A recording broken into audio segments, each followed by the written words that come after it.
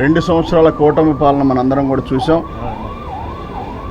2 సంవత్సరాల్లో వాళ్ళు సాధించింది ఏంటంటే ఎస్సీలను బీసీలను అవకాశం ఉన్నంత వరకు కొట్టడం, కేసులు పెట్టడం, నరకడం, చంపడం, అంటే ఒక నరమేధం సృష్టించారన్నమాట. దానికి కారణాలు ఏంటంటే లోకేష్ తీసుకున్న ఏదో పుస్తకం రాసుకున్న ఒక నిర్ణయం తీసుకోవడం, అంటే పాలన అంటే ప్రజలకు మేలు చేసే విధంగా కాకుండా ప్రజల్ని ఏదో రకంగా భయపెట్టి పాలన కొనసాగిద్దామనుకుంటా ఉన్నారు. 5 సంవత్సరాలు మమ్మల్ని దించలేరు, మమ్మల్ని ఏమీ చేయలేరనే ఒక భావం.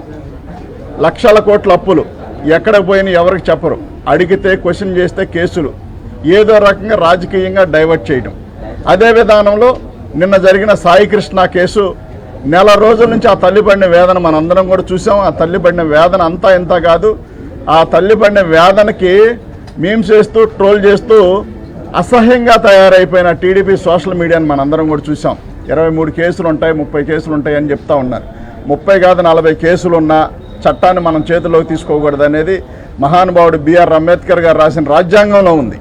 ఎట్టి పరిస్థితుల్లో కోర్టులు ఉన్నాయి, చట్టాలు ఉన్నాయి, వాటి పని అవి చేస్తూ ఉంటాయని చెప్తా ఉన్నారు. కానీ అవేమీ కాదు, అలాంటి వాడిని ముద్దు పెట్టుకోవాలని మాట్లాడుతూ ఉన్న సోషల్ మీడియాని మనం చూసాం. అంటే వీళ్ళ చేతిలోకి తీసుకున్నారు, ఏది కొట్టడమైనా, నరకడమైనా, చంపడమైనా, అంటే శిక్షలు వీళ్ళే వేయదలుచుకున్నారు.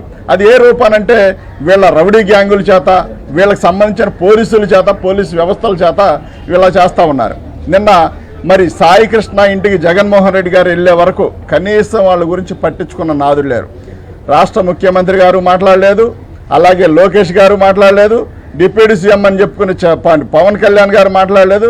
మరీ ముఖ్యంగా నేను హోమ్ మినిస్టర్ని అని చెప్పి అన్నింటిలో తలదూర్చే మహిళా హోమ్ మినిస్టర్ గారు కూడా అక్కడ మాట్లాడిన సందర్భాల్లో జగన్మోహన్ రెడ్డి గారు వెళ్ళగానే ఏదో జరిగిపోతా ఉంది నష్టం, కాబట్టి ఖచ్చితంగా మనం ఈ విషయాన్ని అంత ఈజీగా వదిలేయకూడదు. కాబట్టి ఎక్కడ కాపు కుర్రాడికి అన్యాయం జరిగిందని చెప్పి ప్రజలు నమ్మేసి మరి అదే విధానం ఎదరకు కొనసాగిస్తారనే భయంతో, అంటే ఓటు బ్యాంకు భయంతోనే తప్ప వాళ్ళ మీద నిజమైన ప్రేమ కాదు. కాబట్టి వాళ్ళ అమ్మగారిని పిలిపించుకొని వాళ్ళ అమ్మగారికి ఏదో చేశామని చెప్పి చెప్పించుకుంటా ఉన్నారు. అది జరిగింది అంటే ఖచ్చితంగా జగన్మోహన్ రెడ్డి గారు వెళ్ళబట్టే తప్ప మరొకటి కాదు. అదేవిధంగా క్రాంతి కుమార్ గురించి సోషల్ మీడియాలో ఆ పోస్ట్ వచ్చిన తర్వాత రాత్రి నేను అన్న దగ్గరికి వచ్చి పరామర్శిస్తే ఆయన బాధ అంతా ఇంత కాదు, కన్నబెక్కు తెలుసుద్ది. నేనేమంటానంటే ప్రతి వాళ్ళు కేసులు ఉన్నాయని అంటారు. గతంలో కూడా మరి టీడీపీ ఎమ్మెల్యేల మీద చింతమనేని ప్రభాకర్ గారి మీద 90 కేసులు ఉన్నాయి, లోకేష్ గారి మీద 17 కేసులు ఉన్నాయి, 22 కేసులు చంద్రబాబు నాయుడు గారి మీద ఉన్నాయి. అదేవిధంగా గురిజాల ఎమ్మెల్యే మీద మరి ఆయన మీద ఒక 22, 23 ఉన్నాయి. వీళ్ళందరిని ఏం చేద్దాం? వీళ్ళందరిని తీసుకురాలేం కదా. వీళ్ళందరిని అదే విధానంలో తీసుకురాగలరా? తీసుకొచ్చి స్టేషన్లో పెట్టగలరా? కొట్టగలరా? నిన్న ఆర్టీవీ వాళ్ళు ఒక లైన్ వేశారు ఆయన గురించి. ఎవరి గురించి? సిఐ గురించి. 2nd ఫ్లోర్ అనేది అచ్చంగా కొట్టడానికి, కాళ్ళు పైకి ఏలాడదీసి ఇష్టానుసారంగా హింసించడానికి మాత్రమే ఈ సిఐ వాడుకున్నాడు. ఇతను గ్యాంగ్స్టార్ అక్కడ అని చెప్పిన. ఆ గ్యాంగ్స్టార్ హెడ్ ఎవరు?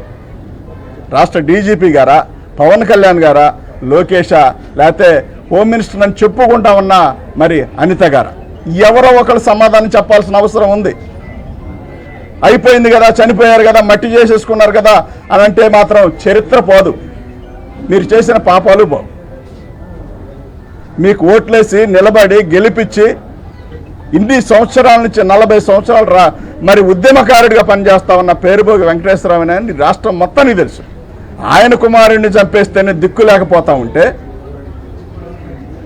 ఇంతవరకు సీఐ మీద ఎఫ్ఐఆర్ కట్టామని చెప్తారు, అరెస్ట్ చేసింది లేదు, జైలుకు పంపించింది లేదు, ఇంతవరకు సమాధానం లేదు. ఒక సిపి గారు దాని మీద మాట్లాడడం కానీ ఏదో ఎంక్వైరీ, కంటి తుడిపి ఎంక్వైరీ చేశారు. ఇంతవరకు ఆ విషయంలో పవన్ కళ్యాణ్ గారు మాట్లాడితే ఎవరు మాట్లాడరు, అంటే వాళ్ళకి ఎవరికి సంబంధం లేదు. ఏం జరుగుతూ ఉంది? నరమేధం తప్ప. జ్ఞానేశ్వరి అనే ఒక పాప 14 రోజులు తప్పిపోయి, విజనరీ టెక్నాలజీ, నాకు అన్నీ తెలుసు, ఏదైనా ఎట్లా కనుక్కోగలను, సముద్రాన్ని ఆపగలను, తుఫాను ఆపేయగలను, ఎండలు ఆపాలని చెప్పే మహానుభావుడు రాష్ట్ర ముఖ్యమంత్రిగా ఉండి ఇవాళకి ఒక పాప తప్పిపోతే ఎక్కడ ఏమైందో కనుక్కోలేని పరిస్థితి. పోలీసులను పెట్టి చేతులు దులుపుకుంటా ఉన్నారు. ఇవన్నీ కూడా ఈ రాష్ట్రంలో జరుగుతూ ఉన్న దారుణాలు. అడిగితే కేసులు, అడగకూడదని చెప్పి, అంటే ఒక నియంత పాలన. ఒక నియంత పాలన కొనసాగిస్తూ ఉన్నారు ఈ రాష్ట్రంలో. దీనికి ప్రముఖంగా 4-5 మాత్రమే. ఎవరెవరు? రాష్ట్ర ముఖ్యమంత్రి గారు మొదటి వ్యక్తి, రెండో వ్యక్తి వాళ్ళ కుమారుడు, డిప్యూటీ సీఎం, మహిళా హోమ్ మినిస్టర్, రాష్ట్ర డీజీపీ గారు. వీళ్ళ కనుసన్నల్లోనే ఈ రాష్ట్రంలో ఈ దమనకాండ నడుస్తూ ఉందే తప్ప మరొకటి కాదు. మనం అత్యధిక ప్రజాస్వామ్యం కలిగిన దేశం అని చెప్పుకుంటా ఉన్నాం. మన గళం విప్పొచ్చు, మనం మాట్లాడొచ్చు. మనకేదైనా ఇబ్బంది కలిగితే, మన సాటి వాడికి ఇబ్బంది కలిగితే మన వాయిస్ వినిపించవచ్చు అని చెప్పి, అలాంటి ప్రజాస్వామ్యం కలిగిన దేశంలో నోరు మెదిపితే చంపేస్తామనే విధంగా, మాట్లాడితే చంపేస్తామనే విధంగా, కాదు కూడదంటే లోపలేస్తామనే విధంగా, బెదిరించే విధంగా ఈ రకంగా ఈ రాష్ట్రం తయారైపోతే మళ్ళీ 29లో మేమే వస్తామంటామన్నారు. 29లో మీరు గెలిస్తే అసలు మామూలుగా ప్రజలను బతకనిస్తారా? ఈ రాష్ట్ర సంపద అంతా మీ పేర్ల మీద రాపించేసుకొని మిగతా సామాన్య ఎస్సీలని, బీసీలని, మైనార్టీలను మొత్తాన్ని చంపేస్తారా? ఇదే భావమా? పాలన చేతకాక వచ్చిన అవకాశాన్ని, ఎవరైనా సరే వచ్చిన దానికి అవకాశానికి మళ్ళొకసారి అవకాశం అడుగుదాం, మళ్ళొకసారి గెలిచేదానికి ప్రయత్నం చేద్దామని చెప్పి చూస్తూ ఉన్నారు. పక్క రాష్ట్రంలో ఒక సీఎంగా ఈ మధ్య విజయ్ గెలిచాడు. ఒక నిర్భయ కేసులో, ఒక పోక్సో కేసులో ఒక పాప విషయంలో నవ్వుతా ప్రెస్ మీట్ పెట్టినందుకు పోలీసులు మొత్తాన్ని సస్పెండ్ చేశాడు. అక్కడ చూసి నేర్చుకోవాలేమో, ఒకవేళ నేర్చుకోవాల్సిన అవసరం మీకు ఉందేమో. ఎందుకు 20 సంవత్సరాలు 30 సంవత్సరాలు మనం పాలించామని చెప్పుకోవడం? బాధ్యతారాహిత్యం, అనుభవరాహిత్యం, అది అంటే మేము అనుభవించాలను. దేనికి అనుభవించాలు?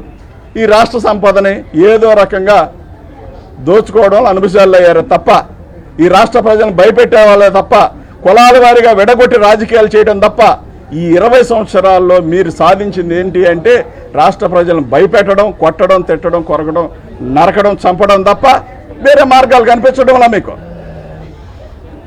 ఒక్కసారి ఆలోచించండి. మన బిడ్డకు అది జరుగుంటే మన బిడ్డ తప్పులు కొడుతామా? మన ఇంట్లో జరుగుంటే అదే అడుగుతామా?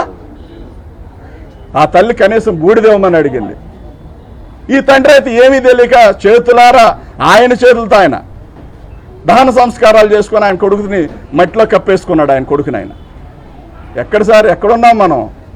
అటవీ ప్రాంతంలో ఎక్కడ అడవి మృగాల మధ్య బతికే అడవి మృగాలు కూడా వాటికి ఆకలి అయితేనో వాటి జోలికి వెళ్తేనో కాటేస్తాయి. మీరు అట్లా లేరు. సార్ మాకు ఇది కావాలని అడిగినా, సార్ మీరు తప్పు చేస్తున్నారని అడిగినా కొట్టేదానికి, తిట్టేదానికి, చంపేదానికి దిగబడతా ఉన్నారంటే మనం ఎక్కడున్నాం? ఏ సమాజంలో ఉన్నాం? అంబేద్కర్ గారి రాజ్యాంగమా, లేకపోతే చంద్రబాబు నాయుడు గారి కుమారుడు రెడ్ బుక్ రాజ్యాంగమా? ఒకసారి పరిశీలించాల్సిన అవసరం ఈ రాష్ట్ర ప్రజలందరికీ ఉంది. కాబట్టి మీకు ఇదే చివరి ఎలక్షన్ అవ్వచ్చు, గెలవడానికి అవకాశాలు లేవు. ఇప్పటికైనా సర్వే చేయించుకోండి.